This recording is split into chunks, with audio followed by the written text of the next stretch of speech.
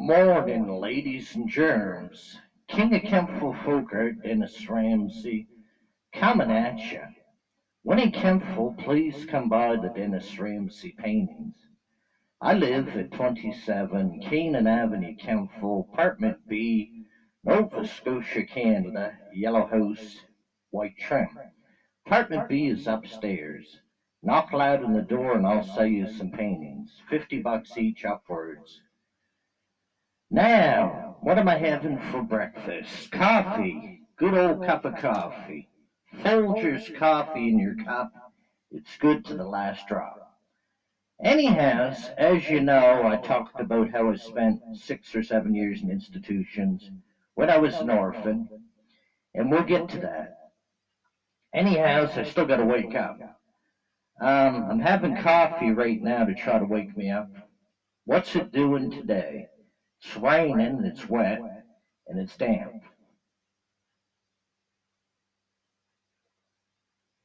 Anyhow, I was in the Dartmouth Mental Hospital a couple times, once for a year and a half, and another time on a shorter occasion. Anyhow, what do you do when you're in the hospital? Most of the time we were sitting around in a Johnny shirt and hose coat, smoking cigarettes, drinking coffee, and watching TV. Anyhow, one day I wanted to get out of there, take off. So I said I'll escape out of the mental hospital, go down the train tracks, and make it to the bridge and get across the bridge, and then go free. Okay, here's how it all happened. There's 3 doors you got to get out before you even get to the hospital grounds. So one day, this was in the 70s, I was younger, faster, could move faster, let's put it that way. Anyhow, I went through the first door, and then I got through the second door, then I got through the third door. Now, I'm out on the hospital grounds in front of the hospital. Then I say to myself, where am I going to go? There's only 2 or 3 places you can go. You can go across the harbor, you can swim across the harbor, which is deep and cold, or you can go down the train tracks and go that way and try to escape. Or you can hit the road. You got 3 options. You got the road, the harbor, or the train tracks. So I said, which should I take that wouldn't be obvious? So I took the train tracks. Anyhow, I was running down the train tracks in a Johnny shirt and hose coat. Looked kind of foolish, if you know what that is. Anyhow, I took these clothes off a clothesline and put them on because I wanted to be in ordinary clothes. So I ran down the train track. It was about 2 miles. And then I got to the McDonald Bridge. That's a huge bridge, it's big. So I started walking across the bridge, and you look down, it's probably, I don't know, I'm only guessing 400 or 500 feet high, something like that, maybe higher. Anyhow, as I was going across the McDonald Bridge, and I made it to the other side, and then I started walking into the Halifax City. When you leave Dartmouth, you're going into Halifax City. Anyhow, I started to go into the north end of Halifax, and I went downtown, started hanging around. I knew most of Halifax. I didn't know it all, but I knew most of it. And I didn't know it, but they were looking for me. Anyhow. So I tried to hide here, there, and everywhere on back roads and near buildings, and didn't want to be seen for a day or two, so I could, make a full getaway. Anyhow, so I was going down South Park Street, and I was about halfway down there. Oh, Christ, guess what come down the road? It wasn't a cop car. It was a paddy wagon. You know what a paddy wagon is. Anyhow, I seen it, so I tried to hide from it, of course. A paddy wagon is just a police wagon. They'll put you in it and take you to jail. That's what they'll do. Anyhow, I tried to hide from it, and I hid for about a half hour to an hour. And then the thing spotted me. There was 2 or 3 policemen. I think there was 3. And they ran over and tried to chase me down. They didn't catch me at first. They caught me about an hour later and took me back to the Dartmouth Hospital, mental hospital in Dartmouth. And the punishment there's punishment to your consequences. I think y'all know that. Anyhow, so they put me in a straight jacket. It's a white jacket where they tie it with buckles on your back, behind your back. And they got your arms twisted such a way where you can't get out of it, even if you wanted to get out of it.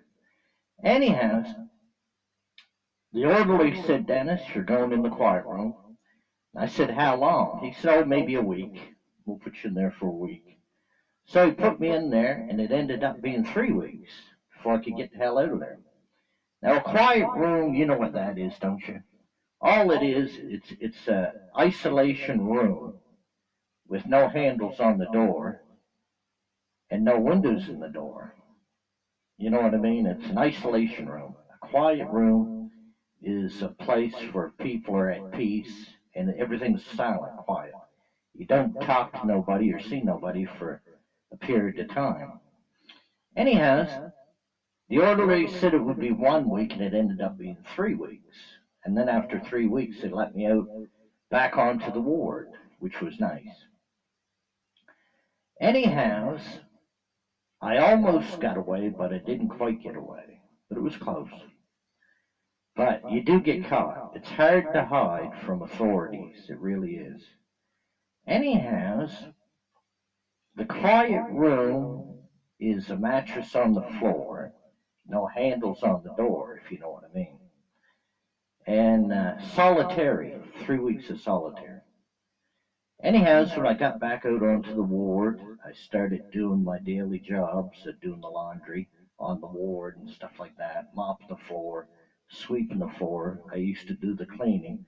I had my part to do too. Anyhow, the hospital stay was interesting, but I was glad eventually to get out of there and be a free man again. Now, a lot of institutional life is basically just a bunch of rules that you got to follow. That's what it is. But anyhow, that's one of the stories that I remember and one of the stories that I went through. And like I said before, when I was in the Dartmouth Mental Hospital, I used to take the laundry to the different wards. The forensic unit, that's where you had all the murderers and the killers. And I'd take it to the other wards. I used to take the elevator. I used to have my laundry on a cart, and I'd take elevators to different wards. Anyhow, it's raining today in Kempville. It's wet, damp, kind of cold. And subscribe to the Dennis Ramsey YouTube channel, please. I appreciate that. Share the 9,000 films of Dennis Ramsey. You all take care and have a fine day. This fine coffee is good, Folgers coffee. Enjoying that.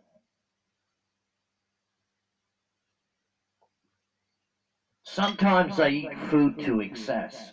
There's foods that I eat too much of, and there's foods that I'm going to have to cut back on in the near future. One thing about being human, us people think we can eat anything, get away with it. In an excess, we can overindulge in certain foods that ain't good for us. So I got to change my diet probably in the next 2 or 3 weeks for the better. I've been eating a bad diet of food the last 15, 20 years or so. Maybe longer, I don't know. Anyhow, y'all take care and have a fine day. Peace out. I was going to make some films outdoors today, but I'm not in that pouring rain. I'm not going to do it. I was out yesterday, made a few films yesterday, 6 or 7 outdoors. Next fine day, if it's tomorrow, I'll go out and make some films outdoors. Y'all take care and have a fine day. Peace out and subscribe to the Dennis Ramsey YouTube channel. Thank you very much.